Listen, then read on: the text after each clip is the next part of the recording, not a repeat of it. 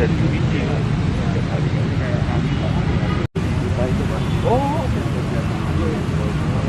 dan pernyataan Menteri Agama yang menyatakan bahwasanya Kemenak itu, Kementerian Agama itu adalah hadiah untuk Nahdlatul Ulama, bukan untuk seluruh umat Muslim di Indonesia.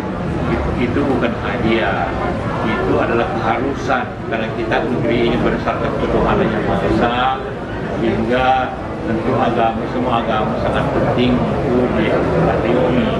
Jadi bukan hanya untuk ini, tapi semua agama dan semua organisasi keagamaan itu diayungi oleh pemerintah lewat Kementerian Agama.